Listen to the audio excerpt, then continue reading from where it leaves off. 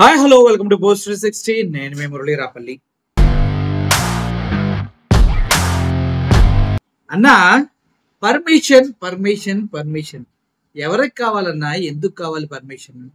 అంటే ఎవరన్నా చనిపోతే వెళ్ళి వాళ్ళ పరామర్శించడం కూడా పోలీసులు పర్మిషన్ తీసుకోవాలట. ఎందుకు ఎందుకు తీసుకోవాలి అంటే అక్కడ గొడవలు అల్లర్లు జరిగిపోతాయంట. మరి గొడవలు అల్లర్లు జరగకుండా కాపాడే బాధ్యత ఎవరిది అంటే పోలీసులదే అంట. మరి పోలీసులు ఆ బాధ్యత నిర్వర్తిస్తున్నారా అంటే మరి ఆలోచించాలంట. ఎందుకంటే అసలు పోలీసులు ఆ బాధ్యతలు నిర్వర్తించే వాళ్ళైతే పొదిలిలో టీడీపీ వాళ్ళు ఆ విధంగా రాళ్ళు రువ్వుతూ ఉన్నా, టీడీపీ వాళ్ళు అక్కడికి వచ్చి ప్లకార్డ్స్ పట్టుకుని ఓవర్ యాక్షన్ చేస్తా ఉన్నా ఎందుకు వదిలేశారు పోలీసులు? చెప్పొచ్చు కదా.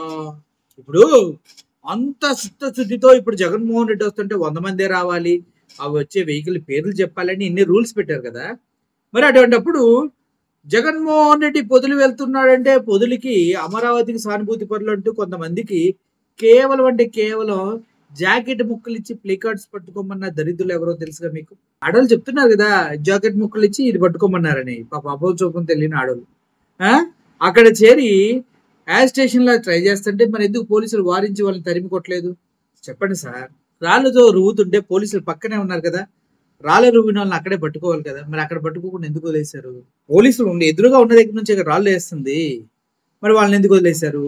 ఎంత ఏంటంటే డ్రామా. జగన్మోహన్ రెడ్డి గారు ఎక్కడికి వెళ్తే అక్కడ తండోపతండాలుగా జనాలు వస్తున్నారు.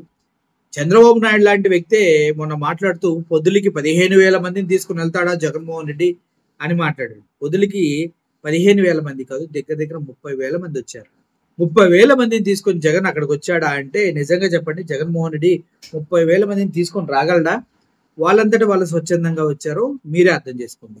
ఇప్పుడు సత్తెనపల్లి పరిసర ప్రాంతాలు మొత్తం కర్ఫ్యూ 144 సెక్షన్ లాగా మొత్తం అంతా ఎక్కడికెక్కడ బందులా క్రియేట్ చేశారంటే ఎవడు బయటికి రావద్దు, ఎవడు లోపలికి వెళ్ళొద్దు, అసలు జగన్మోహన్ రెడ్డి వస్తే ఎవడు బయటికి రావద్దు అన్నమాట. ఆ విధంగా సత్తెనపల్లి మొత్తం బంధు వాతావరణాన్ని క్రియేట్ చేశారు పోలీసులు.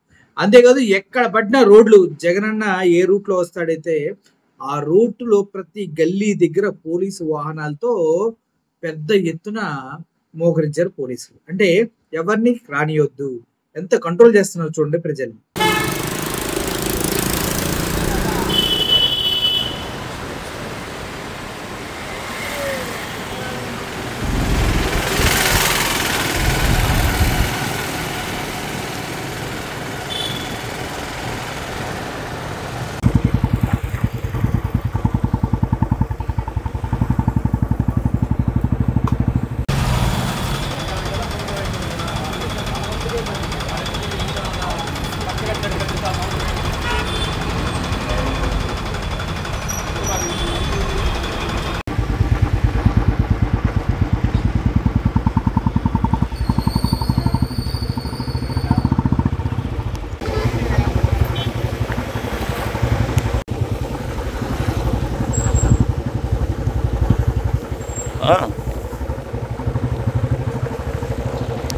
ఎందుకు అంటే గతంలో మమ్మల్ని కంట్రోల్ చేశారంటూ చెప్తాండి. గతంలో మిమ్మల్ని ఎక్కడ కంట్రోల్ చేశారు చెప్పండి? యువగలం చేసే వాళ్ళ నిజంగా కంట్రోల్ చేస్తుంటే టీడీపీ వాళ్ళని కంట్రోల్ చేస్తే లోకేష్ అనే వ్యక్తి యువగలం అంటూ 3,000 కిలోమీటర్లు దాటి నడుస్తూ అంటే 1000 కిలోమీటర్లకు ఆపేస్తాడా చెప్పండి? ఆపేయలేడు. అండ్ చంద్రబాబు నాయుడు గారు ఎక్కడికి వెళ్ళినా రాళ్ళు రువింది ఎవరు? టీడీపీ వాళ్ళే కదా. వెనక నుంచి మనం చూసాం కదా, వెనక నుంచి ప్రేరేపిస్తుంది వాళ్ళే అని.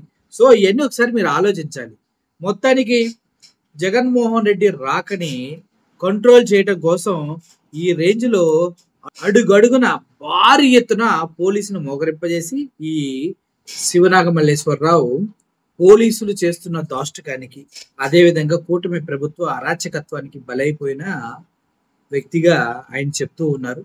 అటువంటి వ్యక్తి కుటుంబాన్ని పరామర్శించడానికి జగన్మోహన్ రెడ్డి గారు వెళ్తూ ఉంటే ఈ విధంగా కంట్రోల్ చేయడం కోసం నానా విధాల ప్రయత్నం చేస్తున్నటువంటి కూటమిని ఏమనాలో నాకైతే అర్థం కావట్లేదు. ముఖ్యంగా దారి పొడవునా పోలీసులు మోహరించారు.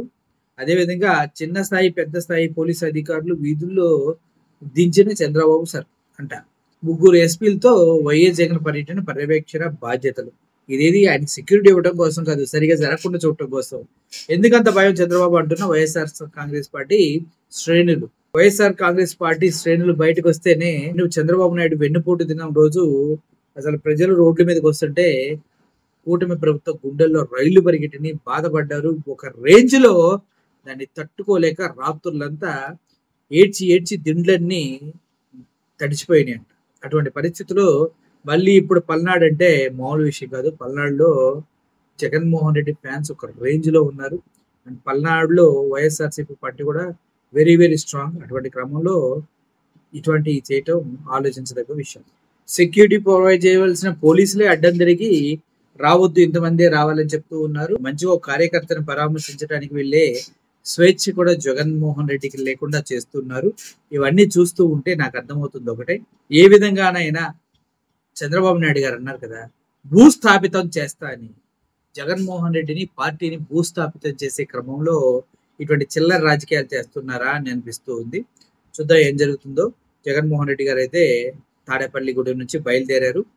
మరికొద్ది క్షణాల్లో అప్డేట్ కూడా పూర్తి స్థాయిలో మీకు ఇవ్వడం జరుగుతుంది. చాలా పెద్ద గొడవలు జరిగే అవకాశం ఉంది పల్నాడులో.